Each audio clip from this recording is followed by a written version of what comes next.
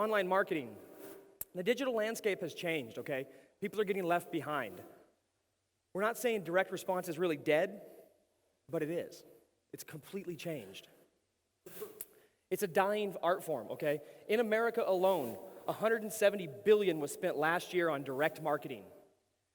The conversion of that direct marketing effort into sales conversions was less than 1%, okay? It's not a very exciting statistic, is it? Kind of depressing. $170 billion was spent on direct marketing, 1% converted into sales. Okay, now that still means there's a lot of money being converted into sales, but that's not a very pretty picture, okay? This number used to be much, much higher. Direct response used to be the god of marketing. So, paid advertising costs are skyrocketing. Paid ads are going up at a rate of 7% per year on average, okay? Way faster than inflation. Facebook ads actually had a 100% price increase year over year from last year.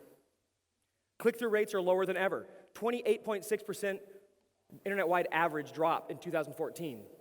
Networks are becoming more restrictive by the day.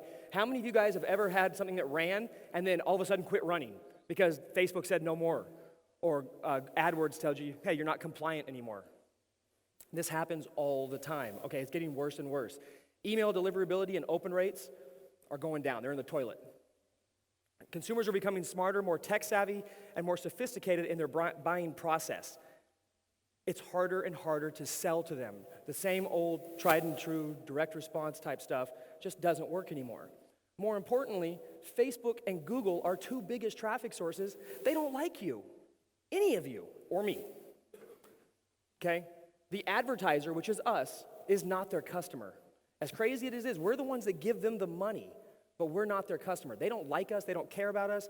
All they care about is the end user, the person who searches on Facebook, the Facebook user, the person who types in that, how do I make a cupcake on Google? That's who they care about. They do not like us. The end user experience is all that matters to them.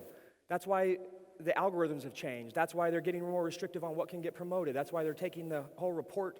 If your ad gets reported, it usually gets shut down right away. When you mess with that user experience, which basically means if you use any kind of normal marketing that should be totally allowed, you're going to have issues, all right? And then we have to play by their rules, and they're constantly changing their rules. How many of you guys are SEOs? How many of you guys love how often they change the rules on you? Yeah, right, nobody. Okay, how many of you guys had a Facebook ad that was just kicking butt, and all of a sudden it quit working? Yep. The rules are always changing, okay? And we don't get to know what those rules are. We just have to constantly evolve. That's why, it's kind of like fishing, right? It's called fishing, not catching, because you're trying, right? You got to figure it out.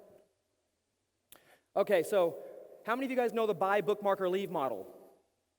All of us, right? Traffic goes to a squeeze page. They have one option. They can either opt in. Actually, they have three options. They can opt in, they can bookmark that page, which nobody even uses bookmarks anymore, or they could leave, right? The other one, traffic straight to a sales page. How many of you guys have ever done this? One person? I don't believe that. All of us, right? Yeah. Ricky's back there dancing around. All of us. Guess what, guys? This is out. You can't get away with this hardly at all anymore. Squeeze pages are harder to get approved. Sales pages, networks hate them, okay? You can squeak it through in some ways. You can get shady about it. You can get a page approved and then swap it out with what you really want.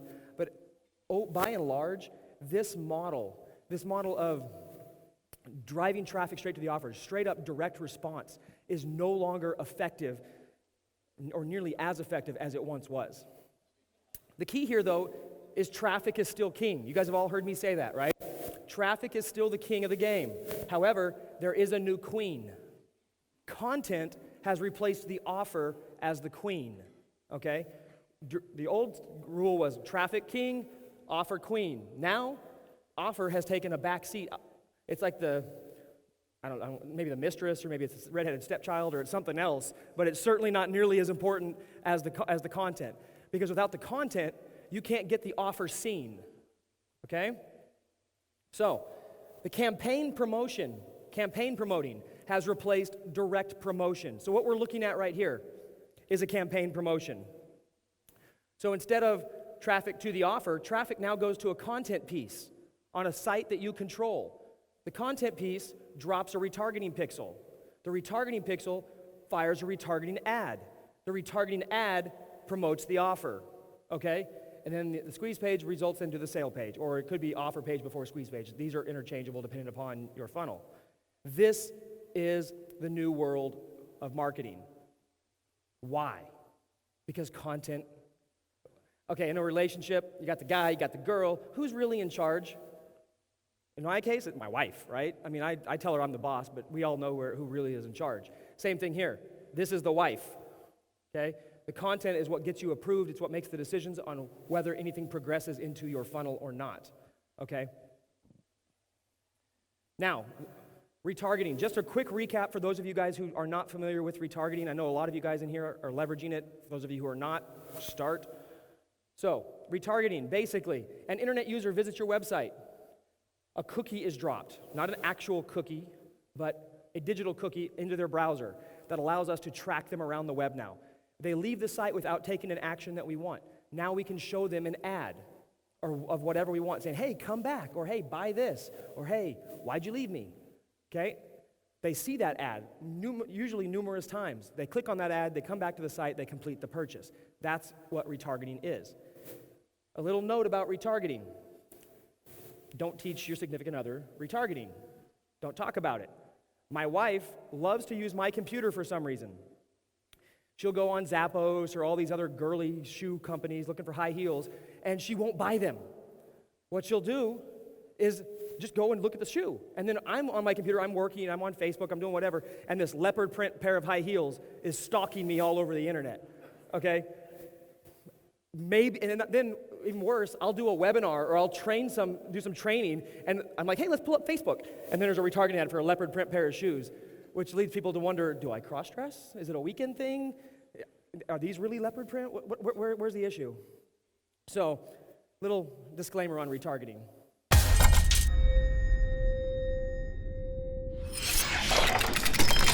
Today, I just want to talk to you a little bit about Facebook ads and using them to drive traffic to your store. Over the last week, we've doubled sales every single day. And this morning, about 7:30 this morning, we already were over $1,000 profit for the day.